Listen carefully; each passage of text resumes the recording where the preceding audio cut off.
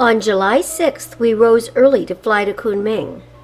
Beijing had been at sea level, but Kunming was in the provinces on the western mountains at 6,000 feet. Because of its remote location in Yunnan province, Kunming has many minorities. Few Westerners come to Kunming, and it seemed unspoiled. This man is selling musical instruments outside our hotel. This lady is carrying produce through the heart of the city. This billboard is for a movie theater, and it shows an ad for a movie about Mao and his son. It's the second from the left on the top row. Weighing cucumbers, or pickles, for sale on the sidewalk. This peasant is carrying grapes for sale. This woman has just purchased her chicken for tonight's dinner. This older gentleman is wearing the traditional Mao uniform. Grandparents often have the direct responsibility of raising their grandchild, as the parents have to work to make enough money to support the family. This is the canal in Kunming. A woman is supervising the construction workers. We left Kunming to travel to the Stone Forest. At a checkpoint, we saw a woman guard racing across the street in her high heels. The trip took about 2.5 hours from Kunming. The drive was enjoyable and the scenery was very interesting. Rice paddies in the countryside.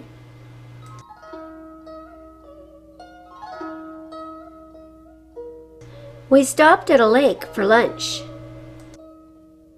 We were told that there was no vandalism in China and we wouldn't find any graffiti. However, this cactus says, "I'll be back again someday."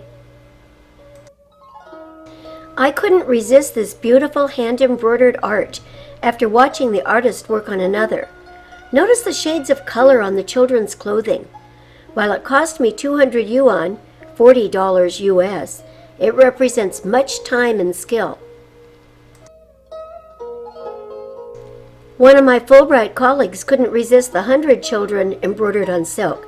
This one cost her $80 US. What must they think of us when we seem to be easily paying for what they earn in 1 to 2 months of work? Sani, the minority group in this area, hovered near the buses coming in. The women descended on the bus before we were even out of it, each picking 1 or 2 of us as their mark. Then they tried to tour with us in order for us to feel obligated to buy from them. Because we had about 10 minutes before lunch, I went down to purchase a Sani costume.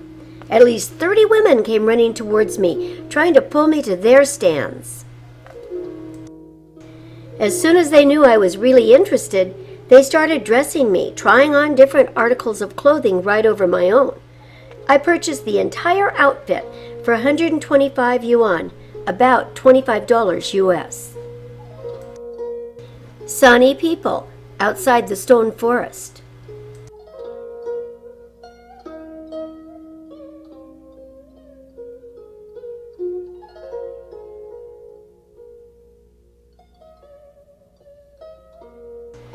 The Stone Forest is really limestone formations in the most unusual shapes. It's easy to get lost in here, although there are some paths through it.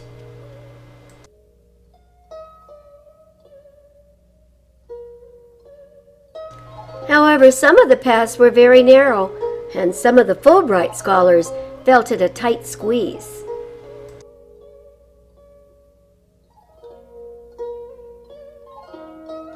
At one point, I was walking with Jeffrey, one of our guides. We heard some Sani girls singing up ahead. He told me that it was an old folk song. The only line he knew for sure was, "Chase the imperialist dogs home with their tails between their legs."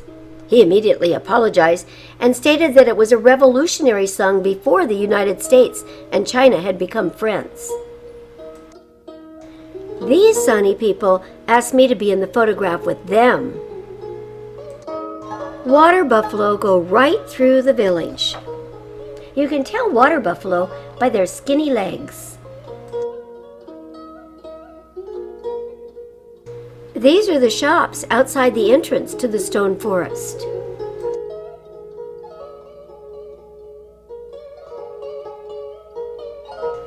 We're now looking at the stone forest from the road.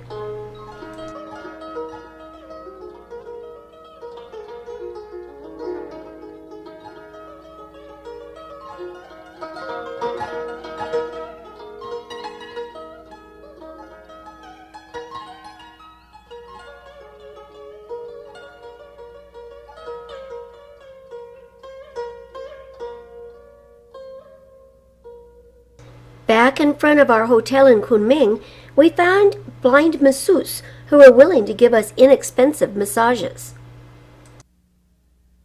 More examples of social responsibility billboards. Of course, this one reminds people to wash their hands. Throw away your litter. Be kind to animals. Being a young communist will make you happy. Women can succeed in any profession, science or medicine. Having only one child will bring you happiness. We passed a night vendor cooking outdoors on his walk. Looking out the window at the courtyard in front of our hotel. The next day, July 9th, we got up early to take a bus trip to Dali. We passed beautiful country along the Burma Road. We looked over the side of the narrow Burma Road, built so that the United States could come into China from India to reinforce the Chinese military against the Japanese who had invaded China in World War II. We felt as if we could almost see the Japanese off in the distance, descending on these peaceful valleys. We arrived in the industrial town of Jiguan and would be taking a boat trip the following morning on Lake Erhai to Dali. Our accommodations in Jiguan were not nice, and we were very glad to leave. In the morning, we met our boat at the wharf and climbed aboard. We watched them prepare vegetables for our lunch aboard the ship. As a sampan floated by, loaded down with cargo.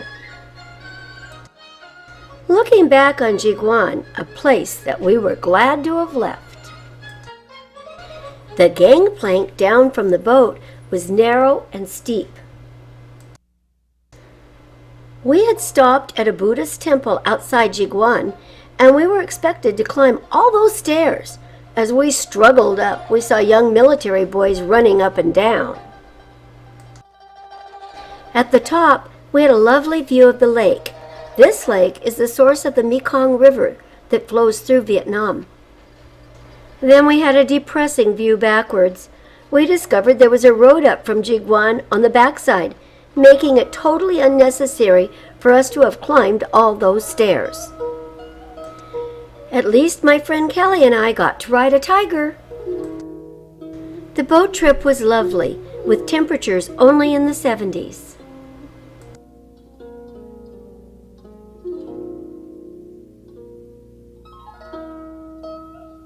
One little girl, about 2 years old, in a bi-minority group's outfit, was especially engaging. When I stopped to smile and talk to her, her father put her in my arms. We were each given a necklace like this while we were on the boat. We stopped at a Buddhist temple on the side of the lake.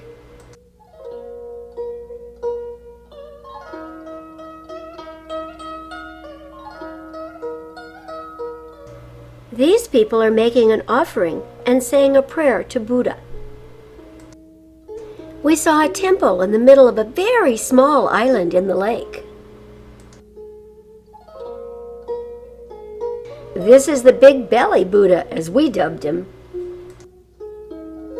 This tiny boat was tied up to the island. Notice all the people on it, including the 2 bicycles.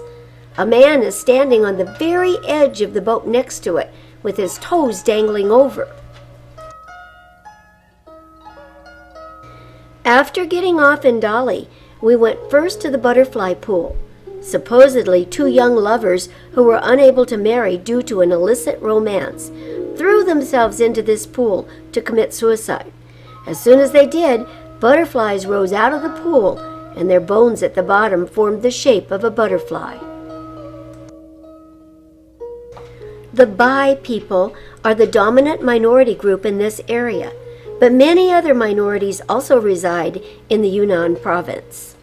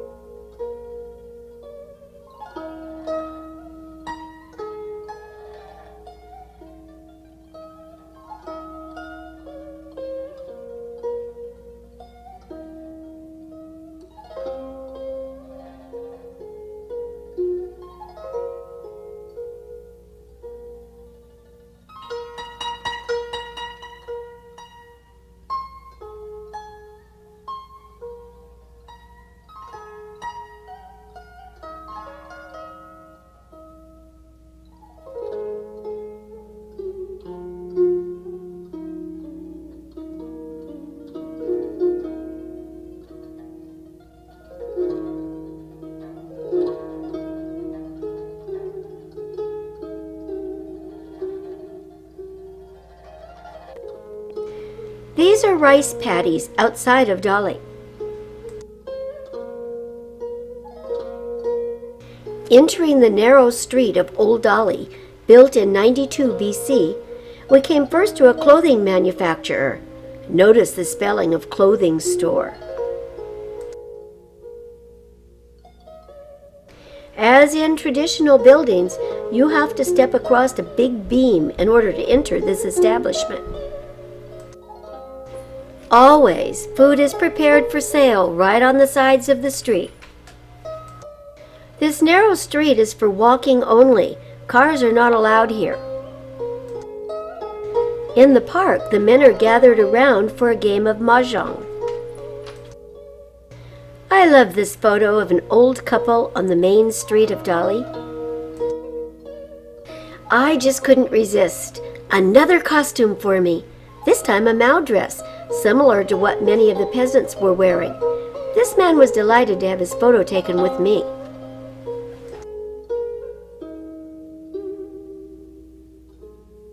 We took the long bus ride back to Kunming the next day, and the following day took a bus trip up to the Western Hills, where there were temples built right into the face of a cliff. We climbed around for a while and met some school children going up as we were descending. We stopped at the Temple of 500 Buddhas. Our guide called it the Temple of 500 Aha. There were huge, fearsome gods inside the gate just after entering. Going on, we came to a large pavilion with a beautiful Buddha. On either wall were hundreds of carved figures. While there, I purchased a lovely batik of Chinese children for 30 yuan, about $6 US. This 16-year-old Sani girl, Xiaofan, befriended me when she saw me in the Sani costume several days earlier. With our USC guide's insistence, we took pedicabs for one last ride around this marvelous city, Kunming. We went to the night market and the local McDonald's. On Saturday, July 13th, we flew to Xi'an, Western Peace, the capital of China and the Han Dynasty. One of our first visits was to the Huaqing Hot Springs. While this place is a tribute to a concubine of a Han emperor, it has much more recent history. This was the site where Chiang Kai-shek was taken after he was kidnapped during World War II. The purpose of the kidnapping was to persuade him to join with the communists to form a united front to fight against the Japanese. When he refused, he was kidnapped by the communists with some help from his own generals. One night, Chiang escaped without his clothes or his false teeth. They caught him hiding way up in the rocks and brought him back. I'm climbing the rock to where they actually caught Shang. I climbed higher than any of my colleagues. At the foot of Lishan Hill, about 21 miles from Xi'an, is the tomb of Chen Shihuang, the first emperor to rule over a unified China. This tomb has not been excavated because the Chinese are doing all the archaeological work themselves. It is a very slow process, as few are trained, and they're unsure as to how to preserve the work. We then went to the site of the excavation of the terracotta warriors. There are between 7,000 and 8,000 life-sized clay figures, horses, etc., discovered in 1974 by a farmer. These were all found to be on one side of Emperor Chen Shihuang's tomb and may represent the forces that would make him powerful, even in death. While the burial place of these warriors was burned several times, archaeologists today are reconstructing how they were assembled. Each of the warriors is unique, with different hair, facial features, physique, and body position. Spears with wooden handles or leather harnesses would have been burned, so the hand position sometimes looks odd.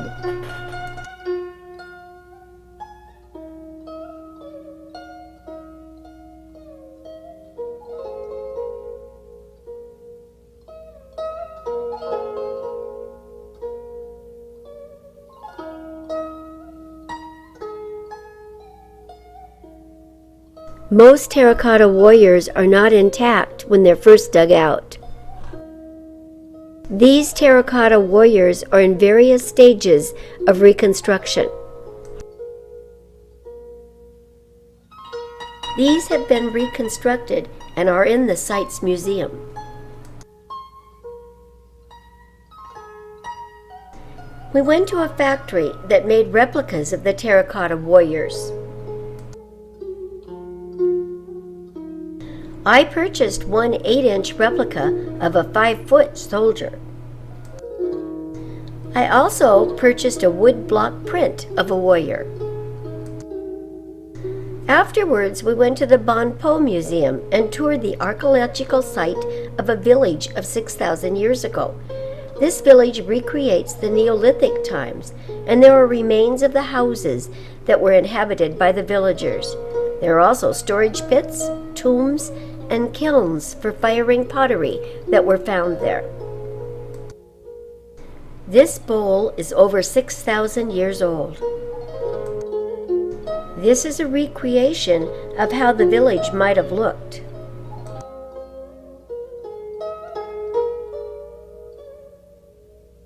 Tie-dye for sale outside Banpo. We were impressed with the bright and varied colors on this silk. We then toured an embroidery factory in Xi'an. These women did exquisite and intricate work. They made gorgeous pieces that sold for the equivalent of 10,000 yuan in Japan, 2,000 US dollars, and only 200 yuan or $40 in US here in Xi'an. The pieces each took 6 months to complete by one person.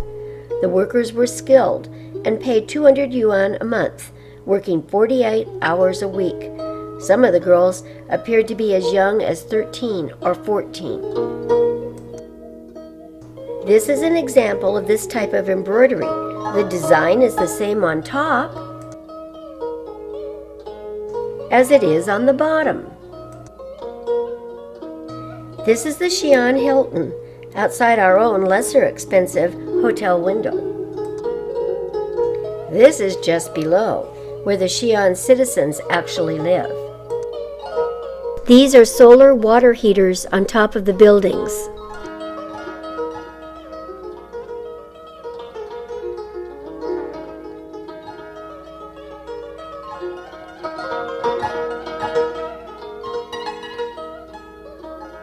This is the moat around the walled city of Xi'an. Xi'an is one of the best preserved walled cities in all of China.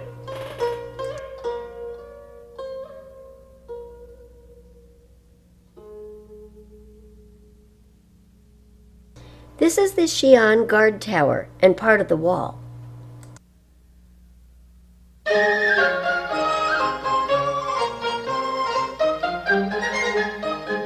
I bought a child's pop-up toy for 20 cents. I also bought a watercolor of a Chinese calligrapher. Night markets and restaurants in China stay open just as long as there are customers. Pig's feet, anyone? Another McDonald's. Our last day in Xi'an, we went to the Big Goose Pagoda, a Buddhist temple, originally built when Buddhism spread to China in the 700s. This is the mobile water supply for watering the plants and trees. We next visited the Shanxi Historical Museum, said to have one of the best collections of Tang Dynasty art in all of China. Xi'an had been the capital of China for 11 dynasties. This art is from the Tang Dynasty from the 7th to the 9th century AD. This is the bell tower in Xi'an. It marks the geographical center of this ancient capital. From this important landmark extends east, south, west, and north streets, connecting the tower to the east, south, west, and north gates of the city wall of the Ming Dynasty. Our next stop was Shanghai, where I would be meeting up with my daughter Janine, who is taking a holiday in China following the receipt of her Master's of Arts degree. Due to numbers, she was able to share my room during our stay here. We went on a boat cruise up the Huangpu River to Shanghai Harbor. It was an interesting cruise around a seemingly modern and busy harbor.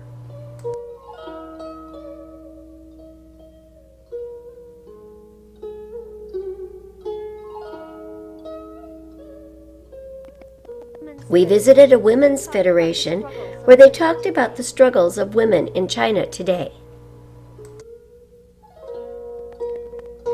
We then went to the Jade Pagoda Temple, a Buddhist temple containing 2 Buddhas that were each made from a solid piece of jade and carried from Burma in the 1880s. This is one of the 2 Buddhas. The other is reclining and larger than life.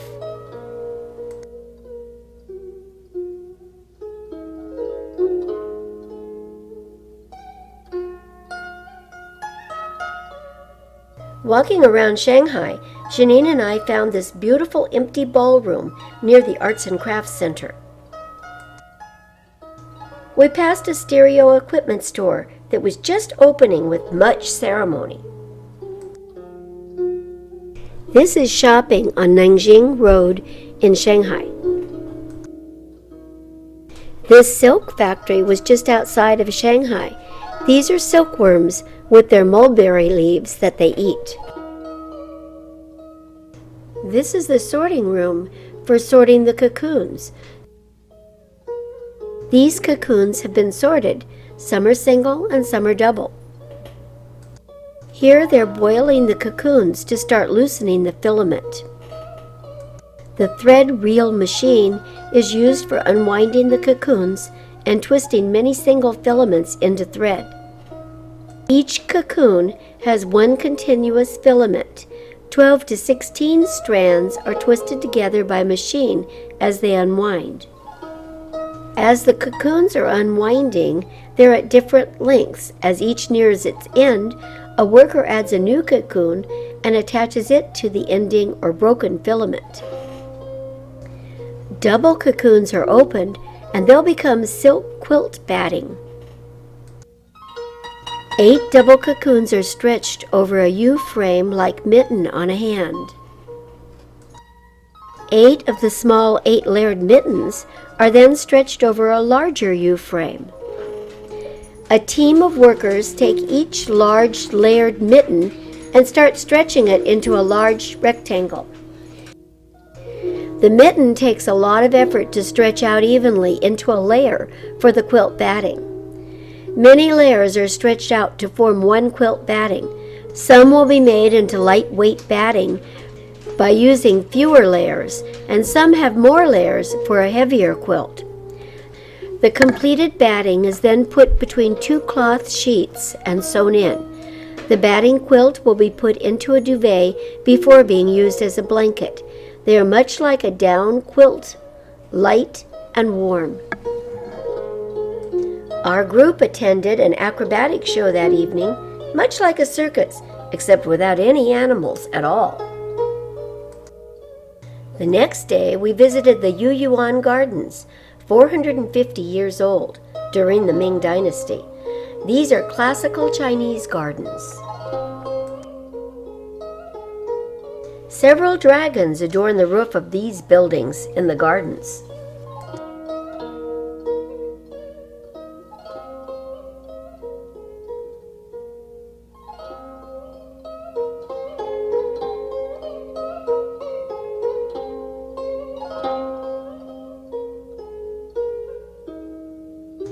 Building construction throughout Asia utilizes bamboo, a hollow wood, for scaffolding.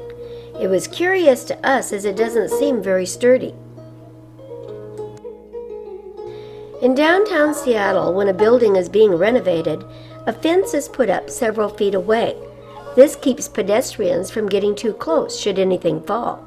In China, where every bit of space is needed, pedestrians must walk right next to the construction.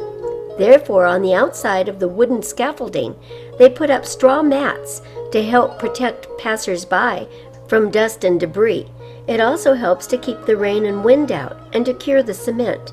It looks strange, though, like a building boarded up with straw. I left with some friends, and we found a small street with no vendors. We were probably a half-mile away from the group when I spied a street market. We walked down and saw live roosters, pigeons, and chickens, all in cages for sale. As they were purchased, they were killed for the buyer to take home for their dinner. This lady is choosing the chicken that she wants for her dinner. Notice the small sandalwood fan that her daughter is holding. Or you could buy eels for dinner. Live fish and frogs were kept fresh with plenty of cold water. We even saw snakes slithering in their bags while the vendors skinned one of the dead ones. This is the sandalwood fan that I purchased while in Shanghai for about $10 US. The Shanghai waterfront is called the Bund, and the architecture there is reminiscent of old Europe. It's no wonder, as so many Europeans came to Shanghai in the late 1800s. Getting back to our hotel was another dilemma. In this crowded city, there's no such thing as an empty bus. Often we just preferred to walk the few miles than to force our way into a place where there's no breathing room. Shanghai's crowded streets.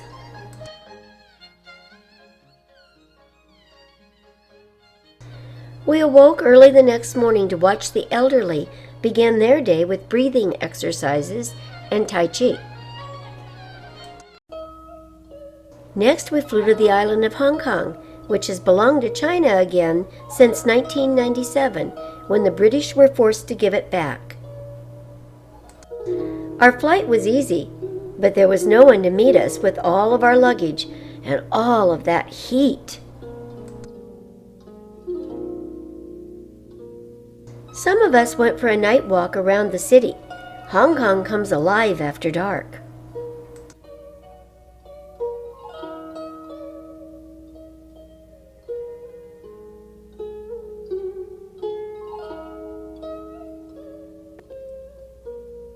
The next day, our agenda called for a scavenger hunt around this interesting city as a means of exploring it. Kowloon, the traditional town on the Chinese mainland, is right by Hong Kong. In fact, you can take the subway system under the water to get to it. Our last stop on the Fulbright was Taipei, the capital of Taiwan, the Republic of China. The girls at Chongshan Girls Senior High School welcomed and entertained us. I am sitting in Chiang Kai-shek's actual desk at his retreat at the Sulphur Hot Springs, now the Institute for Teacher in Service and Training in Taipei. After lunch, we took a bus high in the mountains along a very windy road. We went to Pingtong Elementary School, which worked very closely with the famous puppet master, Professor Lee. They put on a marvelous puppet show for us. These beautiful puppets sold for about $100 US. Some children worked the puppets, some sang, some told the story, and some played musical instruments. Many students had a role in this production.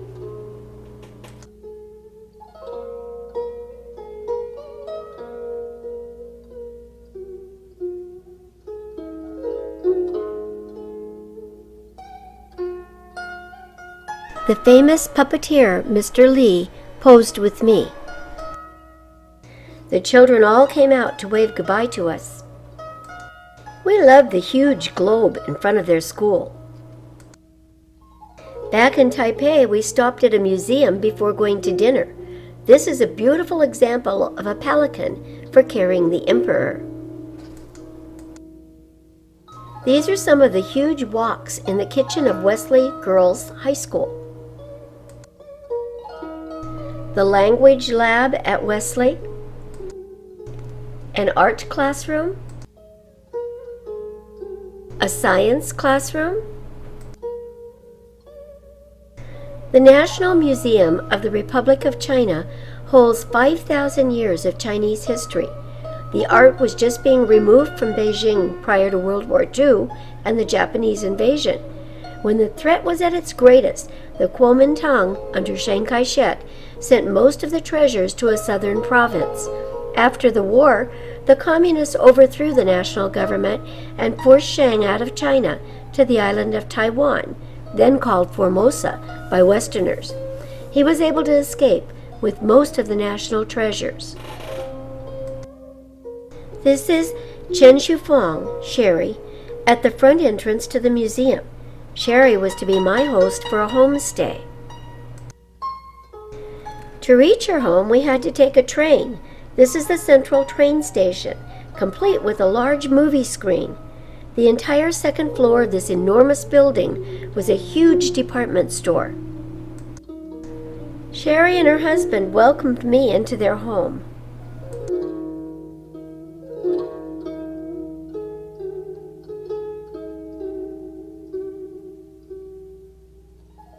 After they took me to dinner, we explored Night Taipei together. This is the Luanshan Temple, where the Buddhists were celebrating the 15th day of the lunar month. It seemed the whole city was there, all carrying candles or incense, bowing, and making offerings of fruit or flowers to Buddha. It was wonderfully chaotic. This offering was of magnolia blossoms, artfully arranged.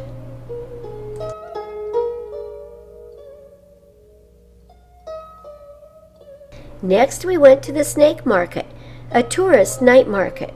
I was getting a head cold. That didn't stop my shopping. This man is showing me how he paints his lovely paintings. I have never seen so many Buddhas for sale in one place. This is the official flag of the Republic of China. He is calculating the price of the flags I bought, since I bought several for other Fulbright travelers. He is doing it by hand, rather than using a calculator or an abacus.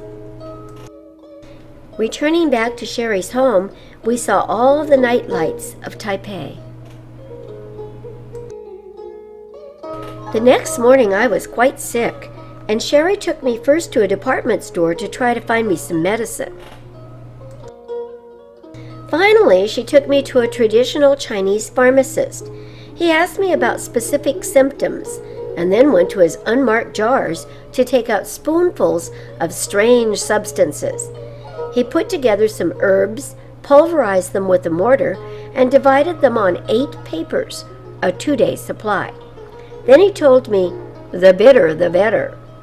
I asked how to take the ugly brown powder and was told to just swallow it. When I looked surprised, he said, "Well, I could put it in some warm water if I needed to." When we returned to Sherry's house, she presented me with 2 lovely red fans and the music to Spring of the West Lake. Even though my sinuses made my face red and puffy, she proceeded to teach me a fan dance where we were to resemble butterflies.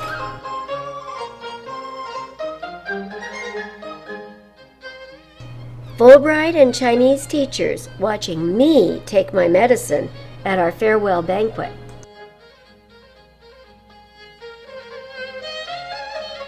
We even had dancing that night.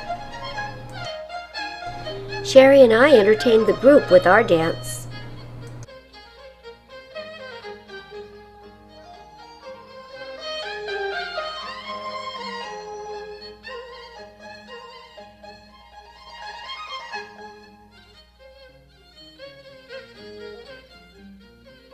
Many of us performed or made special presentations at this last banquet.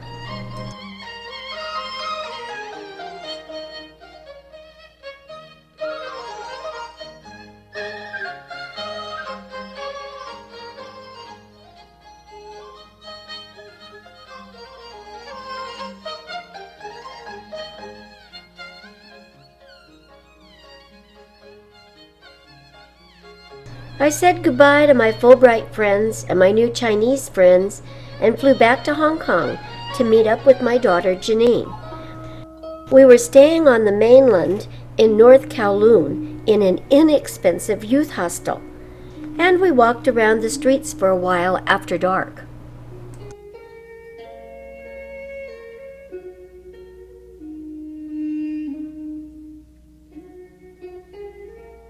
We visited the bird market on Kowloon the next day. Here you could buy anything having to do with birds, or birds themselves. Janine and I took a boat to get to Macau, formerly occupied by Portugal 400 years, just as Hong Kong was occupied by Great Britain.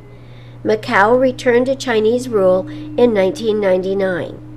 Macau was the first Chinese port open to foreigners, and it was the entryway for Christianity. Macau today still has its Catholic influences in churches, architecture, and even the names of streets.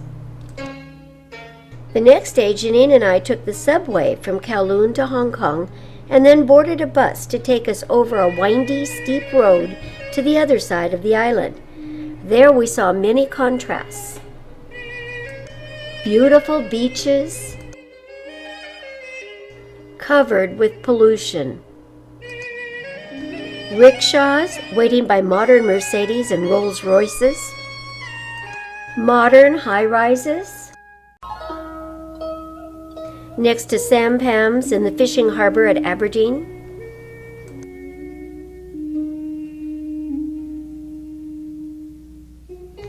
Lovely young girls sitting all alone in an outdoor restaurant.